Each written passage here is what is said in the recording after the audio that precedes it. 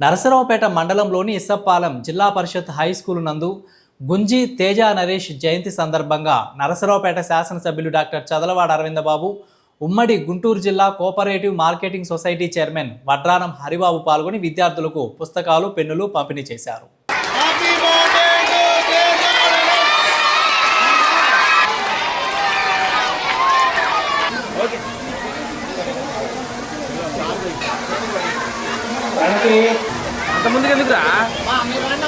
వాళ్ళ పుట్టినరోజు సందర్భంగా వాళ్ళ తల్లిదండ్రులు ఎంతో వారిని గుర్తు పెట్టుకోవడానికి వాళ్ళ వాటర్ ప్లాంట్ ఓపెన్ చేశారు మీకోసం.